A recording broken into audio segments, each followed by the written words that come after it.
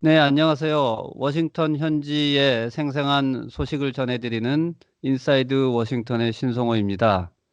오늘도 현지에서 워싱턴 정가의 소식을 전해주실 조지 워싱턴 대학 김현우 부소장님 나오셨습니다. 안녕하세요. 네, 안녕하세요. 네, 지금 이제 2월 이제 막 첫째 주로 돌입하고 있고 지난 한 주간 이제 2주차 상원에서의 트럼프 대통령에 대한 탄핵 과정이 이제 진행이 됐죠. 네, 이제 상원으로 넘어가서 양쪽 그러니까 검사 역할을 하는 하원 소추위원단의 의견이 이제 3일 동안 이제 개진됐고 그 다음에 트럼프 대통령 변호인단이 지난 주말에 토요일 날 변론을 시작해서 이제 이번 주로 넘어왔고요. 그래서 이틀 동안 이제 변론이 다 끝난 다음에 이틀 동안 그 배심원의 역할을 하는 상원 의원들 100명이 계속 앉아서 듣고 있다가 본인들의 이제 질문 사항을 이제 제출을 했고 구두로는 할 수 없고 규정상 글로 제출을 하면은 판사 역할하는 대법원장이 그걸 받아갖고 낭독을 하고 그다음에 거기에 대해서 소추위원단 내지는 변호인단이 이제 서로 답변을 하는 그런 과정까지 이어졌죠. 네, 그래서 저희가 지난번 이제 지난주에 이거를 정리해 드린 거는 이제 약 지금 상원에서 탄핵 과정이 한 2주 정도 진행되고 있는데 첫 주에 주로 이제 탄핵 소추 이제 민주당 중심의 그 소추단 검사 역할을 하는 그분들의 얘기가 어떻게 진행됐는지를 지난번에 저희가 정리해 드렸고 그 막 말미에 이제 변호인단이 이제 거기에 대한 변호를 하는 뭐 8시간씩 3일에 그 시간이 주어졌는데 뭐 변호인단에서는 그렇게 시간을 많이 쓰지 않고 뭐 첫날은 2시간만 쓰고 그냥 끝내버리고 뭐 이런 식으로 시작이 됐고 그리고 나서 이제 그 양쪽의 주장을 100명의 상원 의원들이 다 듣고 나서 이제 본격적인 질문이 이번 주에 진행된 거죠. 네네. 그래서 이제 뭐 이제 답변이 있었는데 사실 지루한 그냥 공방이 이루어진 거죠. 그동안 나왔던 얘기들을 이제 서로 다시 반복하는 그런 모습이었고요. 그 다음에는 이제 어떻게든 절차가 그렇게 이제 마무리됐으니까 이제 다음으로는 증인 채택을 할 것이냐 추가로. 그래서 이제 네, 관심의 대상은 어, 백악관 국가안보보좌관이었던 존 볼튼, 그다음에 그 백악관 비서실장 대행 멀베니 이 두 사람 하고 또 이제 다른 그 고위 공직자들을 상원 그 탄핵 심판대의 증인으로 부를 것이냐 이거를 이제 표결에 붙여서 결정해야 되는데 그거를 31일 날 수요일 날 했는데 결국은 공화당에서 반란표가 네 표는 나와야 이게 통과가 됐는데 두 표밖에 나오질 않아서 부결이 됐죠. 네. 그 결국 핵심은 어차피 이 과정에서 뭐 공화당 중심의 상원이 3분의 2 이상을 찬성을 해줘야 이제 트럼프 대통령에 대한 탄핵이 결정되는데 그럴 리는 뭐 전혀 없다. 처음부터 그거는 이제 어느 정도 예상된 것이었고 다만 이 과정에서 이제 좀 폭발성이 있는 새로운 무슨 여러 가지 정보를 갖다가 폭발적으로 공개할 수 있는 새로운 증인의 이제 채택 여부가 중요하고 특히 이제 그 전 국가안보보좌관이었던 존 볼튼 보좌관이 내가 증언할 용의가 있다 이렇게 이제 최근에 밝히면서 이 양반이 하원에서는 증언을 하지 못했기 때문에 상원에서 그걸 할 수 있을까? 거기에 대한 표결을 했는데 역시 이것도 과반수를 넘지 못해서 과반수를 넘기 위해서는 4명의 공화당 의원이 찬성을 해줘야 되는데 2명밖에 못했다 하는 말씀이신데 그 두 네, 분이 저기 그 전 대선 주자였던 밋 롬니 의원하고 저 알래스카 상원의원인가요? 수잔 머컬스키 그 두 네, 분이 예. 예. 메인주요, 아, 메인주인데 메인주. 네네. 두 사람은 하여튼 상당히 강하게 네, 어, 찬성표를 던질 것이라는 그런 얘기를 했어요. 그러니까 뭐 밋 람리 같은 경우에는 내가 표결에 이게 붙여진다면 찬성표를 던질 가능성이 매우 높다 이렇게 뭐 대놓고 얘기를 했고 네, 수전 콜린스 의원 같은 경우에는 이 사람도 그 처음에는 좀 그 뭐 궁금하다. 증인이 많이 나온다면 어떤 얘기를 할지 궁금하다 이런 정도로 얘기하다가 나중에는 증인이 좀 있어야 되지 않겠느냐. 나도 찬성표를 던지겠다 이런 식으로 이제 강하게 얘기를 했는데 나머지 두 사람은 그럴 것 같이 얘기를 하다가 결국은 한 발 뒤로 뺐어요. 그래서 머커스키 의원 같은 경우에는 어, 지금 이 탄핵 심판 절차 이 과정이 너무나 당파적으로 진행되고 뭐 하원도 마찬가지고 상원도 마찬가지고 나는 여기에서 뭐 증인이 나온다고 한들 뭐가 달라질지 잘 모르겠다. 솔직히 네, 상원은 기능을 제대로 못한다 이런 식으로 양쪽을 다 비판하는 것처럼 얘기를 했지만 결국은 그래서 증인을 세우더라도 의미가 없다 이런 식으로 해서 어, 찬성표를 안 던졌고 라마 알렉산더 이 양반은 이제 정치적으로 정계에서 물러나기 때문에 곧 그래서 소신껏 하지 않겠느냐 그래서 굉장히 관심을 받았는데 이 사람도 사실은 양쪽을 비판했어요. 그래서 뭐 트럼프 대통령이 뭔가 잘못한 것 같기는 하지만 그렇지만 그 그렇다고 해서 대통령직을 할까? 이거는 우리가 결정할 문제가 아니다. 대선이 네, 곧 있으면 있는데 그거는 국민에게 맡겨야 한다. 이렇게 얘기를 하면서 뒤로 빠졌죠. 네. 제가 좀 잠시 그 상원 의원들 이름을 좀 막 섞어서 얘기한 것 같습니다. 그러면 다시 정리하면 밋 럼니 상원의원 공화당 이분하고 그 수잔 콜린스 공화당 여성 의원은 주가 알래스카인가요? 메인주. 이분이 메인주죠. 메인 주죠. 예. 그렇죠. 이분이 메인주. 그러니까 사실 롬니하고 수잔 콜린스 두 분 다 그 메인 쪽에 그 진보 성향이 원래 그 강한 그런 주에서 공화당 의원인데 본인들도 사실은 여기서는 좀 너무 공화당 보수적으로 했다가는 특히 수잔 콜린스 같은 경우는 재선이 좀 힘들 수도 있다 하는 그런 정치적 그 고려도 작용했을 것 같아요. 그에 반해 이제 네. 모코스키 여성 상원의원도 역시 알래스카 상원의원이죠, 이분이. 예. 거긴 예. 좀 공화당 성향이 강하죠. 네, 네. 사실은. 그 워낙 예. 상황이 강한데 어쨌든 이분이 좀 중도적인 입장을 표명하다가 결국은 반란표를 던지지 못하고 그냥 대세에 따라가는 그 모습을 보였다 이런 말씀이신 것 같고요. 네. 어쨌든 그래서 지금 뭐 민주당 쪽에서는 뭐 어차피 힘들 거라고 예상은 했지만 증인 채택을 위한 여러 가지 노력을 했는데 그것이 안 됐고 그러면 결과적으로 이번 주에 이제 바로 그럼 증인 채택이 안 됐으니 상원에서 이제 최종 탄핵 심판을 해서 뭐 트럼프가 결국 탄핵이 안 되는 걸로 결론이 나는 걸로 알았는데 요게 마지막에 잠깐 좀 연장이 됐어요. 네.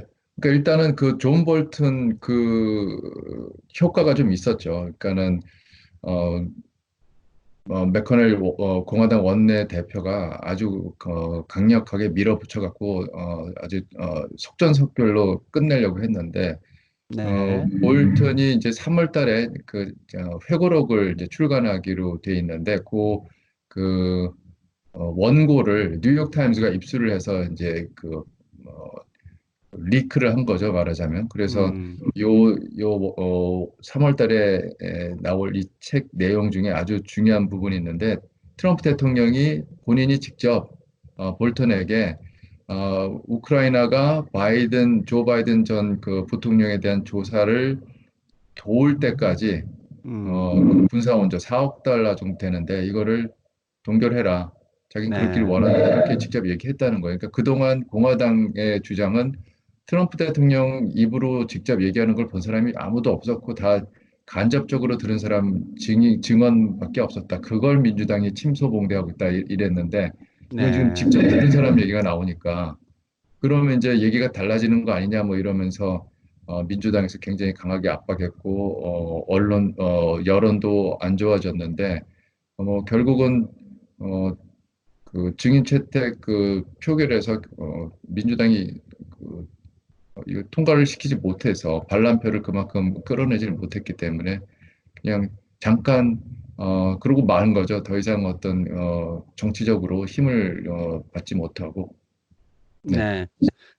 그럼에도 불구하고 뭐 굳이 민주당 입장에서 말하면 반대로 트럼프 대통령 입장에서는 좀 결과가 여전히 개운치는 않아요. 왜냐하면 이렇게 돼서 말씀하신 대로 2월 4일 날 예정되어 있는 그 국정연설, 의회에서 이제 트럼프 대통령이 국정연설을 매년 하는데 그게 2월 4일로 예정되어 있는데 그 전에 어, 탄핵 모든 심리가 끝나고 무죄다라는 이제 결론이 나길 바랬는데 그것이 지금 2월 5일까지 한 3일 정도 연장이 된 거죠. 그래서 결과적으로 트럼프 대통령 입장에서는 좀 자기가 의회 가서 멋있게 나는 무죄다라고 선언을 하고 싶었는데 아직은 뭐 결론은 그렇게 나겠지만 그 다음 날까지 이게 좀 끌고 가는 그런 모양새가 됐습니다.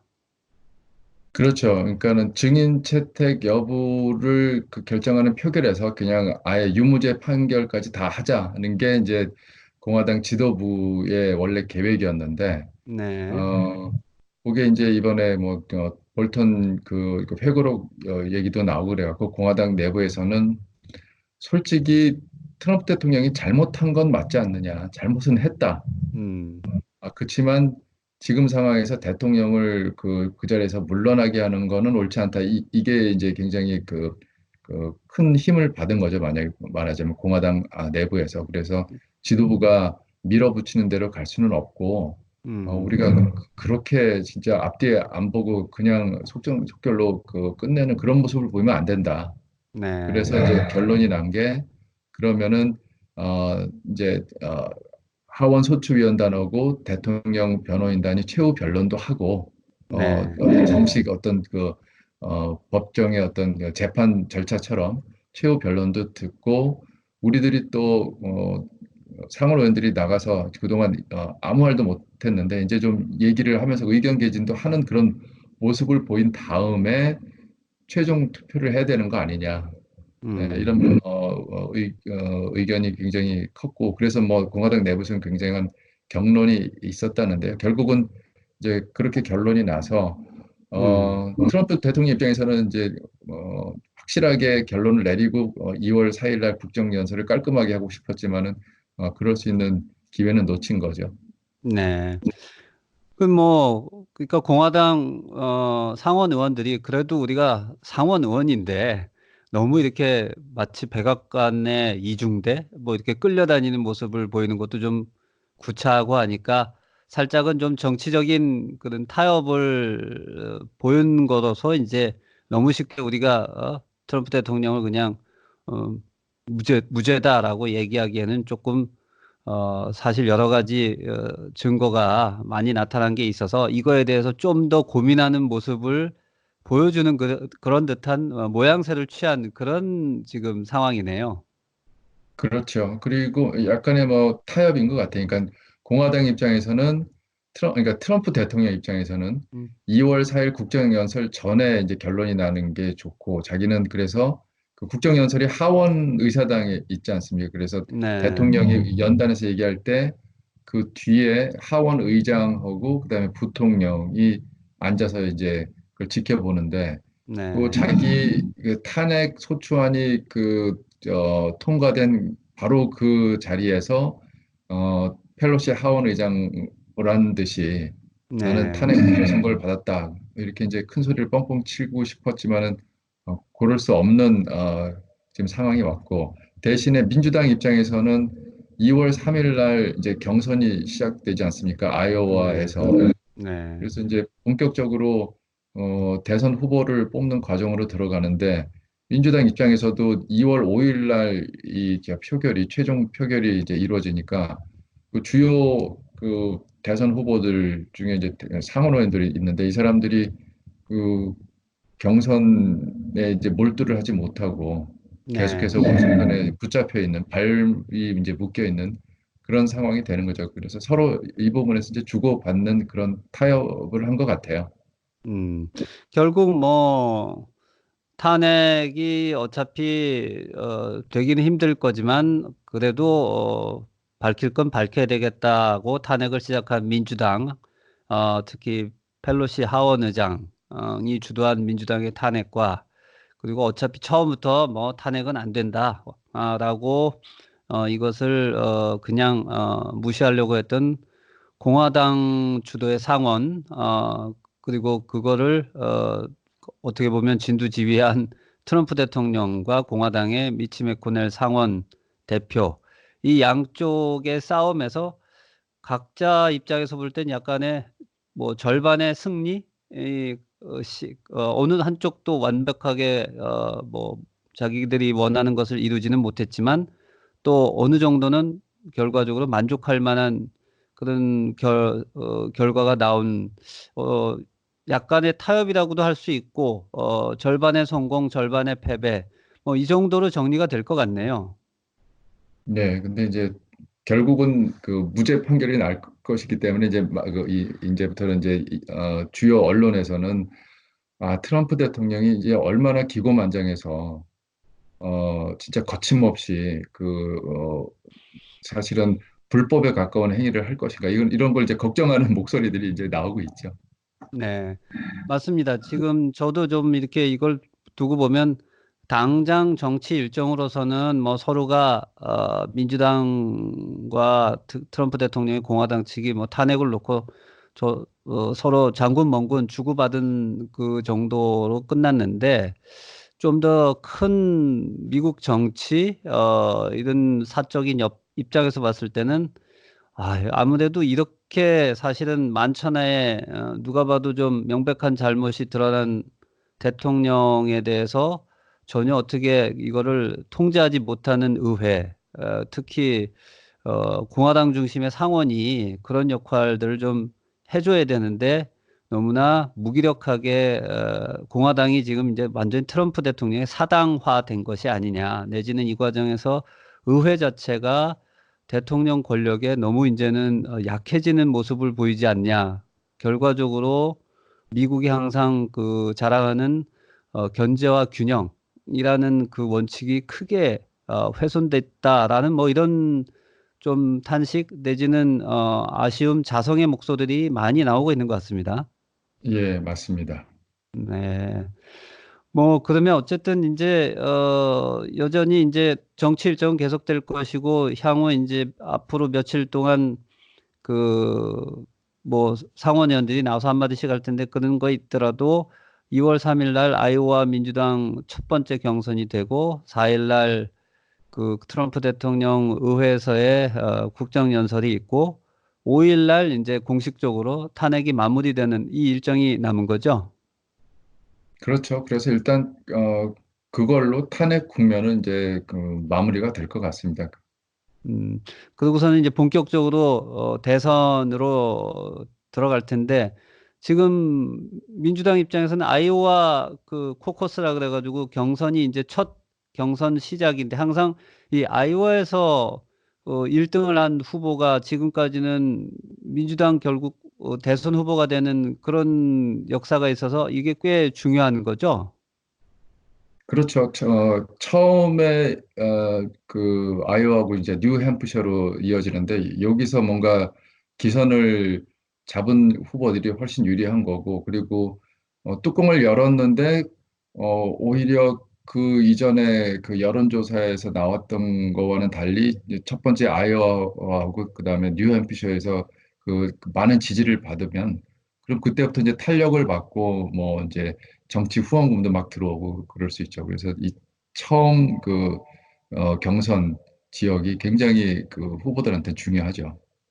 그럼 현재로서는 누가 뭐 유력한 경선 아이오와에서 누가 1등으로 승리할 거다 이런 뭐 예측이 좀 있습니까? 여론조사상으로는 지금 샌더스가 그 앞으로 치고 나가고 있고요.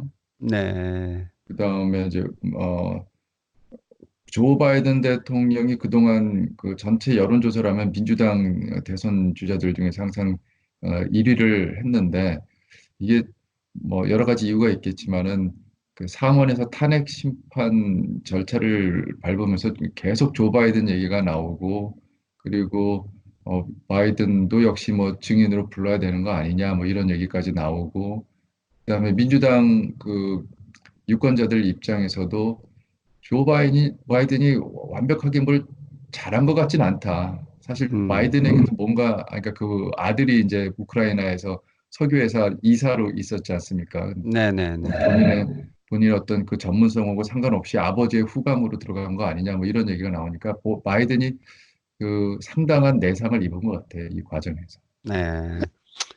결국 뭐 탄핵이 또 나름 어떠한 또 효과, 앞으로 장기적인 민주당 경선 후보 결정 과정에서도 효과를 좀 미칠 가능성이 크고, 어쨌든 지금 이제 당장 이제 정치의 초점은 2월 3일 아이오와 경선 결과가 민주당 후보가 누가 거기서 일단은 승기를 잡느냐로 초점이 맞춰질 것 같고, 물론 이제 연이어서 계속 경선이 진행되는 상황이라서 이제는 뭐 탄핵은 이 정도로 정리를 하고, 앞으로는 저희는 민주당 경선, 그리고 뭐 트럼프 대통령의 여기에 대한 반격 뭐 이런 것들을 또 좀 주시해서 살펴봐야 되겠네요.